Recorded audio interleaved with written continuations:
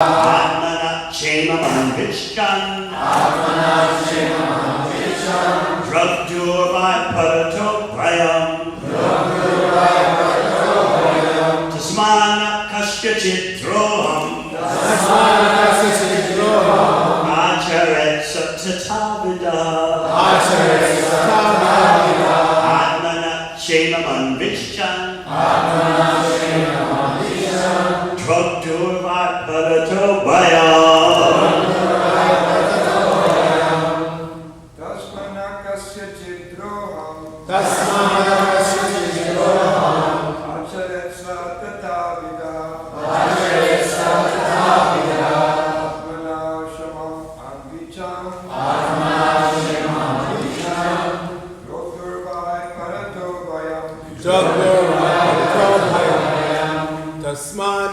Chidroham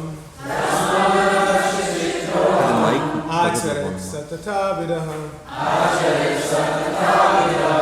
Atmanakshema Manvichan Drogdurvai Paratobhayam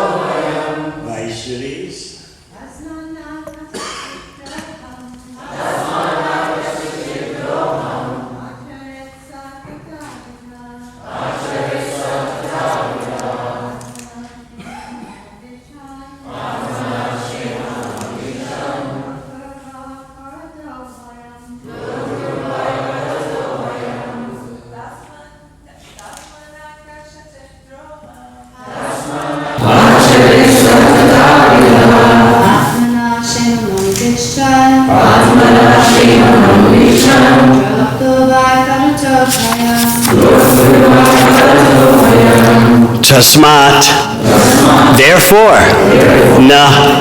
not, kasyachit, of anyone, droham, envy, acharit, one should act, sa, a person, kamsa, tatavita, who has been advised in such a way, by Vasudev, Atmana, his own, Temam, welfare, Anvichchan, if he desires, Drogdu, of one who is envious of others, Vai, indeed, Padata, from others, Bayam, there is a cause of fear. Translation. Therefore, since envious, impious activities cause a body in which one suffers in the next life, why should one act impiously? Considering one's welfare, one should not envy anyone, for an envious person must always fear harm from his enemies, either in this life or in the next. Purport. Instead of being inimical toward other living entities, one should act piously by engaging in the service of the Supreme Lord, thus avoiding a fearful situation both in this life and in the next. In this regard, the following moral instruction by the great politician Chanakya Pandit is very meaningful. Chaja Durjana Samsargam Bhajasadu Samagamam Guru Punyam Ahoratram Smaranityam Anityatam. One should give up the company of devils, demons, and non-devotees, and should always associate with devotees and saintly persons. One should always act piously, thinking that this life is temporary, and not be attached to temporary happiness and distress. The Krishna consciousness movement is teaching all of human society this principle of becoming Krishna conscious and thus solving the problems of life forever. Chakra deham punarjanma naiti mameti so Arjuna.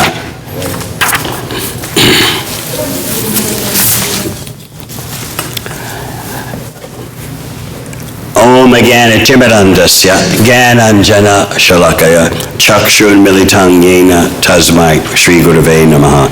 Jai Shri Krishna Chaitanya Prabhu Nityananda Shri Advaita Gadadhara Shri Vasadi Gaur Bhaktavrinda. Hare Krishna Krishna Krishna Hare Hare Hare Rama Rama Rama Hare Hare. Sometimes it's thought that Vaishnavas are sentimental, they're escapists in that they couldn't handle the material world, and therefore, with no abilities, no competency, they took shelter of devotional service. Of course, if indeed there's a disaster, what's wrong with escaping it? If you're in a house that's on fire and you race out into the street, will the people there on the street welcome you by saying, "You're an escapist. Why are you escaping?"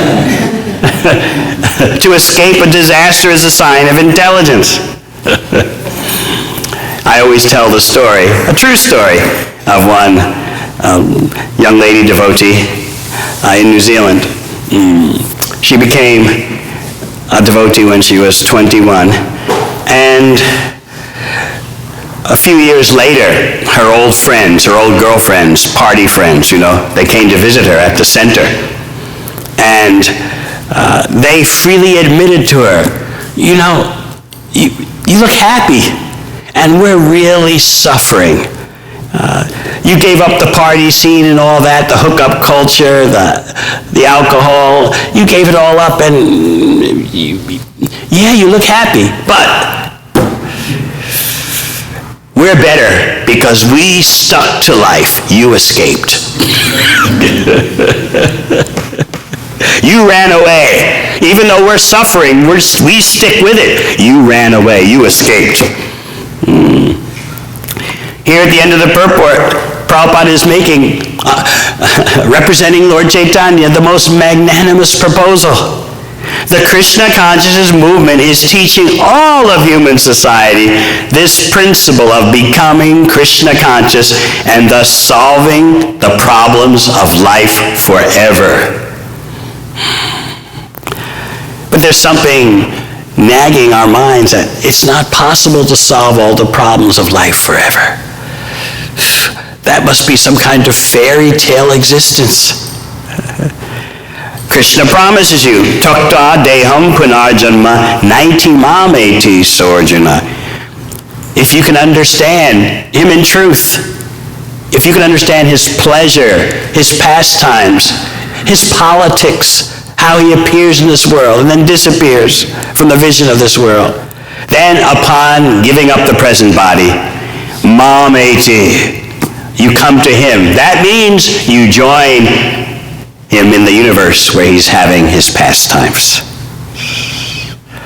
How can we resist such a most magnanimous proposal? We're representing Sri Chaitanya Mahaprabhu, who actually did not canvass. Bhaktisiddhanta Saraswati Thakur explains, Lord Chaitanya did not go around so much in terms of trying to convince people. Yes, in interactions with Mayavadi sannyasis, sometimes Lord Chaitanya would present the Shastra, but generally, he was not a canvasser. Say, what do you mean? Didn't Lord Chaitanya order wherever you go, whoever you meet, teach the science of Krishna? Didn't he travel throughout South India? But Srila Bhaktisiddhanta Saraswati Thakur makes a very subtle point, but a very dramatic point. Lord Chaitanya was not exactly canvassing, he was giving it all away. He was just throwing it everywhere. Of course, he's ordered us to canvass, therefore we do it.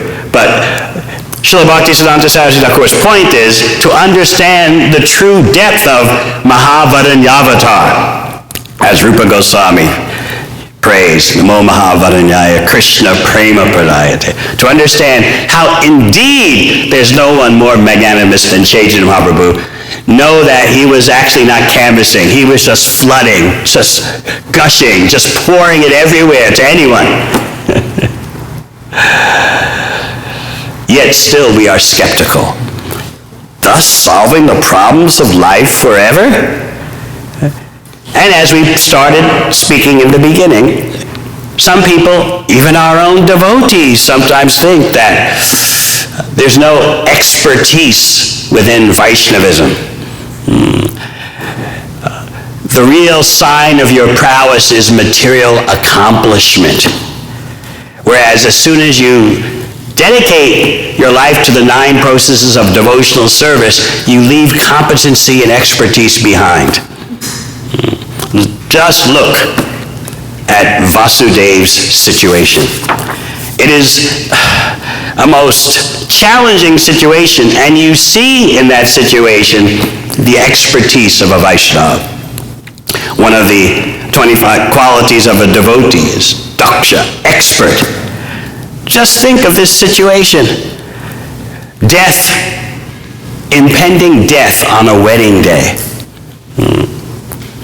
The most joyous occasion. And it all started out nice. Kamsa wanted to please his sister Devaki, and therefore he's driving the chariot. So everything is well and good until the voice, the unembodied voice, speaks from the sky, calling Kamsa a fool. Immediately his affection turns to the most deadly wrath. This is the way of material emotions, material love. So quickly it can turn to the opposite. And we're always surprised by that. I thought that was my friend. I thought that was my lover.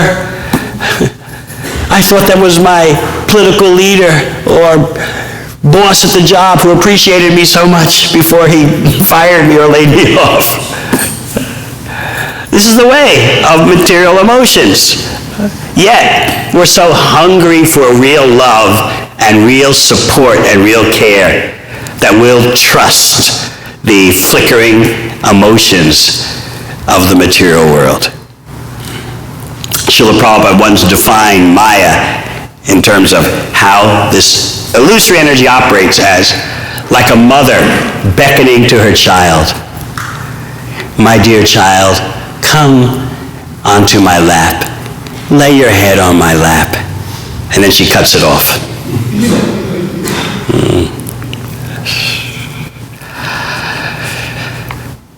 Kamsa was holding the reins of the chariot with his left hand, and in his right hand he had a whip, for urging the horses onward. Hearing that voice from the sky, he drops the reins of the chariot, drops the whip. With his left hand now, he grabs the hair of Devaki. With his right hand, he grabs his sword, and he's ready to cut off her head. And Vasudev has to deal with this. He's cool and calm and collected under such pressure you can't imagine. Just think of yourself in that situation. Your mind would be blown. First of all, by the incredulousness of the event. How could this happen on a wedding day? That's her brother. How could he do such a thing? Yes, Vasudeva is a Kshatriya. He can handle crises. Yet this is like a crisis supreme. Like how? So he speaks coolly and calmly. He tries various methods that fall into 2 categories. Sama and Beta. Sama speaking pleasing words, and then Beta speaking words that induce fear. So first, Kamsa, you are such a hero. You are the jewel of the Bhoja dynasty. So in this way, Vasudeva is using the techniques stressing relationship. You're part of the dynasty. Our families are related, And he's using the technique of praise. Oh, great hero. He's also using the technique in the category of sama called identity. Think of your identity. That's your sister. You're her brother. Identify. He's using praise. You're such a hero. So he tries that, but doesn't work. Still, Vasudeva is cool and calm. He then begins to lecture so brilliantly Kamsa about the science of transmigration of the soul. Don't you know the soul changes bodies? What is your next body going to be? This is use of the technique called beta, which has two divisions. Fear what's going to happen to you in this life, and fear what's going to happen to you in the next life. So now, Vasudeva is deploying that tactic. Through logic, he's trying to tell Kamsa, what's the use in adopting abominable activities to save your body when your body's going to be finished anyway? You're going to have to take another body, and in that way, you'll suffer so much in this life and the next. Think about it. You would think that seeing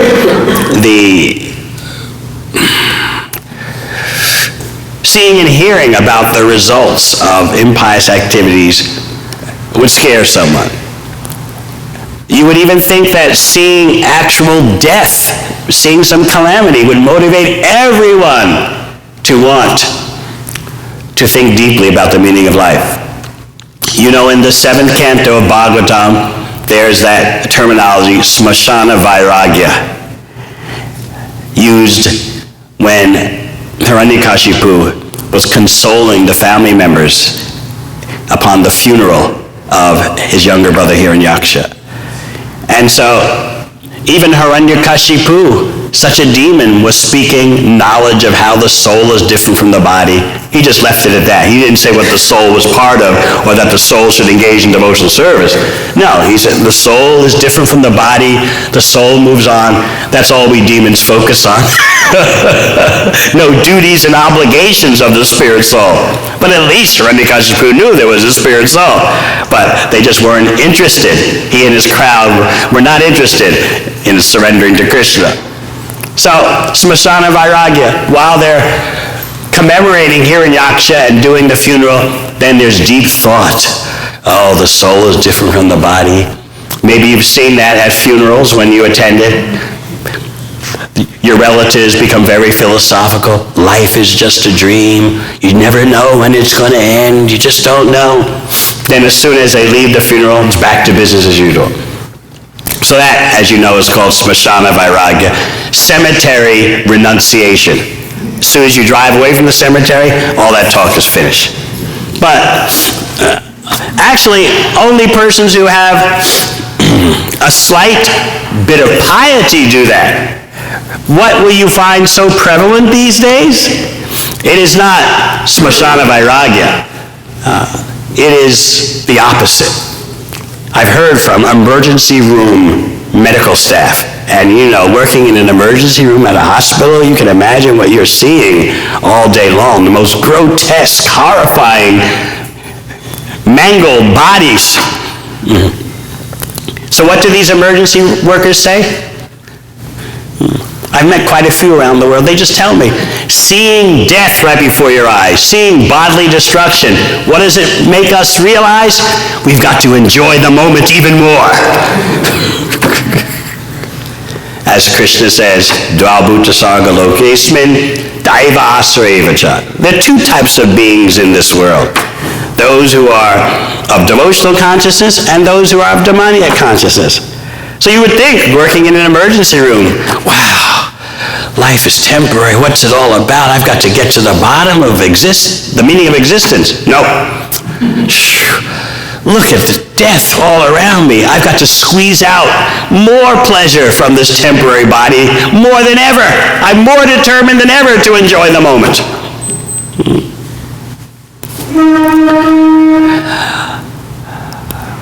Vasudeva, after using logic to present the transmigration of the soul to Kamsa, still can't break through.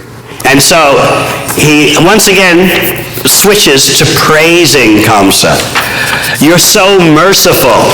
Can you imagine telling Kamsa, you're so merciful? Still it doesn't work. He's tried all the techniques of Sama, Beta, and now his patience is starting to be tested. He was cool and calm. Amazingly, he was cool and calm up until this point.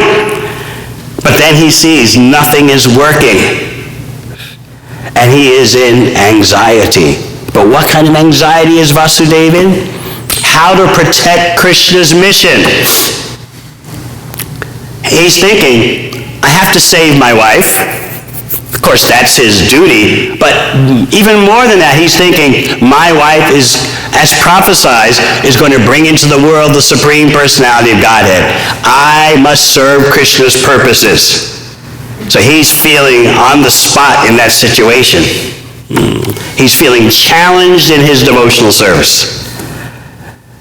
Remember the famous letter Srila Prabhupada wrote, instructing that every devotee should have a service that challenges him or her, so that the devotee thinks, unless I become more pure, I can't do this service. I can't achieve these goals. Therefore, I have to follow the regular principles. I have to increase the attentiveness of my chanting. It's the famous letter where Prabhupada spoke about individual, spontaneous, and voluntary. He said, I've noted that our devotees are growing weak. They're not following the principles. That's because they don't have a service that challenges them, that makes them think, unless I become more pure, how can I do this service? So Vasudeva is definitely challenged. He handled it coolly and calmly in such a praiseworthy way, but now he's at the extreme moment because nothing he has said has worked. And he's thinking, Krishna must appear. I have to do my part. He wasn't lazy in the service of the Lord. Just like Arjuna. Although Arjuna is the instrument, Krishna already told him, victory or defeat's not your concern. Krishna already told him, all these soldiers will die. You act and take the victory. Still, Arjuna did his best to engage all his energies in devotional service according to Krishna's order. He did it so consummately, he did it so thoroughly, that actually the verdict is Arjuna was not fighting. What was he doing? The predominant reality was that he's following the order of Krishna. This is the mysticism, the bhakti mysticism of Bhagavad Gita. Arjuna actually didn't fight. That's not the predominant reality. The predominant reality of his role in the battle of Kurukshetra is that he's carrying out the order of Krishna. Therefore, there are no reactions, and he's actually not fighting. He's just functioning as Krishna's instrument. We have to think deeply about this. When you study the 5th chapter of Bhagavad Gita, you see more and more what Krishna is talking about when he's saying that actually the soul does nothing. Arjuna did nothing. What he was doing was simply acting to the order of Krishna with skill, with expertise. So in bhakti, we want devotees to develop skills, to develop expertise. I always tell devotees, if they ask me, I say, become competent in something. If you're a pot washer, become ISKCON's greatest pot washer. If you're sweeping the sidewalk in front of the temple on Watsika Avenue, become the best at it. Krishna is watching. As we read in the end of Bhagavad Gita, whatever service you have, you think, Your attitude is, I have been appointed to do this task by Krishna. Let me do it to the best of my ability. Not, well, this service isn't so praiseworthy and famous. It doesn't give me notoriety, therefore I'll just do it haphazardly. Or I'm not being paid for it anyway, so I'm doing this service because someone has to do it, and if I don't do it, the other devotees look down on me like I'm not fired up, so yeah, okay, I'll do it. Now, any service is a gateway back to Godhead. And we should try to develop our expertise and competence in as many areas as possible. We want to be seen as valuable in Krishna service. Just like those who are working a job. There's so much pressure today. You've got to always show your value to the employer. You've got to manage, as I say, you've got to manage your personal brand. How you're seen, how you're perceived in the workplace. And you're in constant anxiety about that. You've got to always enhance your value to the business. Otherwise, they'll do away with you. We're not lazy in bhakti. We're always thinking, how can I increase my value in the eyes of Krishna for his service? So Vasudeva is now showing you expertise beyond his usual expertise. He is thinking, nothing I've said so far works. He's, as the text 53 will tell you, Vasudeva's mind was full of anxiety. Now things have changed. He's in the red zone. His wife was facing danger. Still, in order to please the cruel, shameless, and sinful Kamsa, he externally smiled and spoke to him as follows. Could you manage a smile in this situation? But for the service of Krishna, you can do amazing things. So now Vasudeva is going to switch from being complimentary, praising, lecturing about the science of the soul, inducing fear of reactions in this life and the next. Now he's going to switch to what? Duplicity. He's going to be tricky. Which is totally justified because it's for Krishna's purposes 100%. So as Prabhupada explains in the purport, the world gets to be like this many times, complicated.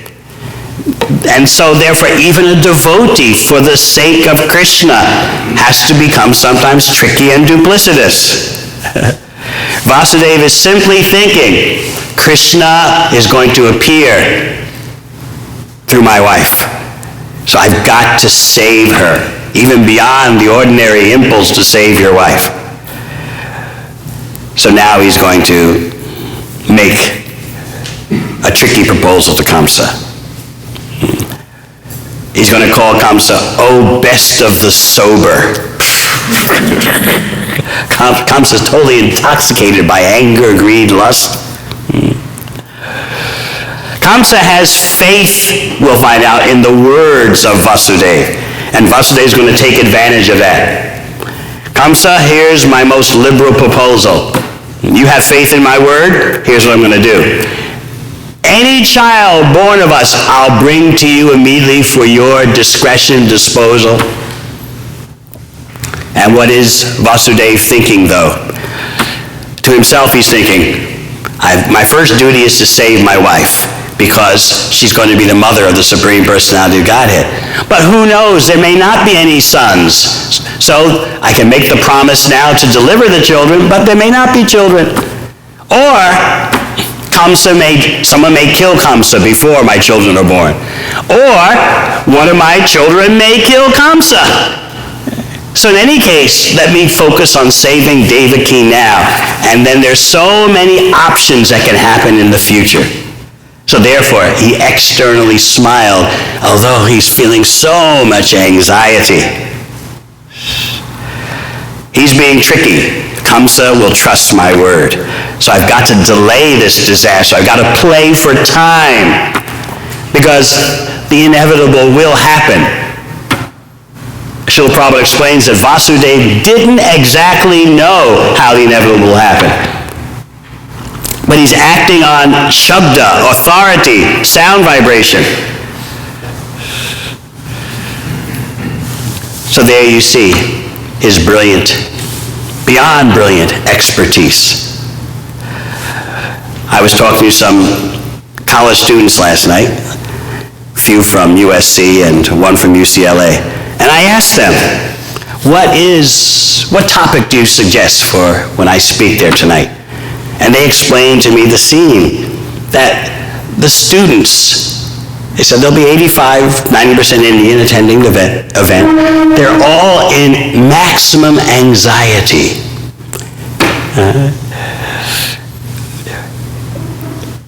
Here's the pressure that's on them. Their family has taken out huge loans in India so they can attend the university in the USA. The idea is that you graduate from the university in the USA, and then you've got 1 or 2 years where you can try to get a job. Otherwise, you're sent back to India. So here's the pressure. In order to get a job, you've got to be in the top 10% of your class. Otherwise, the employers don't even look at your resume. So they're under the gun in that way. We've got to not only study and graduate, we've got to be at the top, because we have to get a job when we graduate. Why? Because if we don't get a job in the USA, we go back to India, and it takes a whole life to pay back the loans in India. But if we get the job in the USA, we pay back our loans in 2 years. So they told me it's a casino. You know, if you lose, you lose. But you've got to be at the top. And then you get the job in the USA, and you've got 1 or 2 years. Otherwise, back to India and a lifetime of debt slavery. This is the gun they're under. So they told me, naturally, what the students want to hear tonight is how bhakti does not affect their competitiveness. It will not dull the edge of their knife, so to speak. They got that fear that you get too close to Krishna and you become useless in the material world. So they asked me to speak about how you can balance your material and spiritual affairs, and you can consider taking to devotional service. Your material career and your material studies will not be jeopardized. So just think of the pressure they're under. I was so sympathetic for them. They're caught. And as I said, they themselves admitted it's a gamble. If they win big. Top of the class, job in Silicon Valley or Los Angeles, loans paid back in 2 years with the US dollar. If they lose, oh my gosh.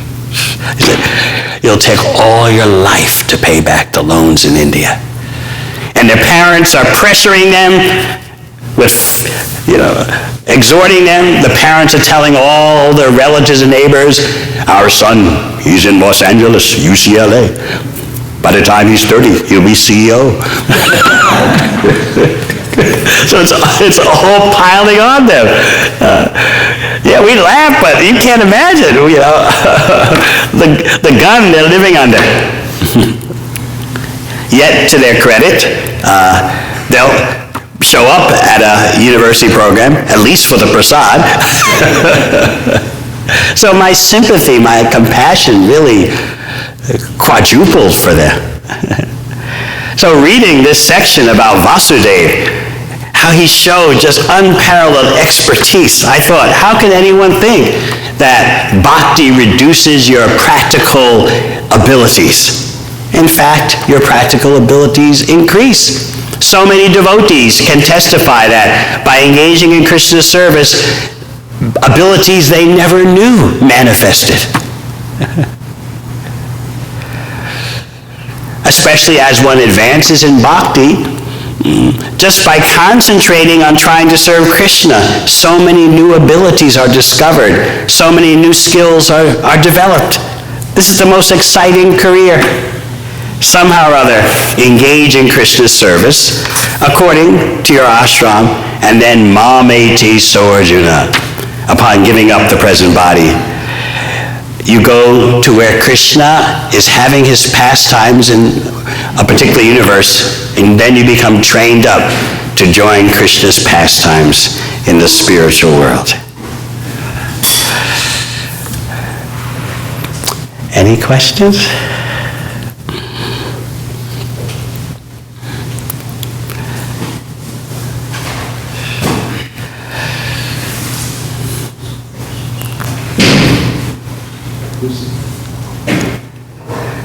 All right. Thank you very much. Hare Krishna.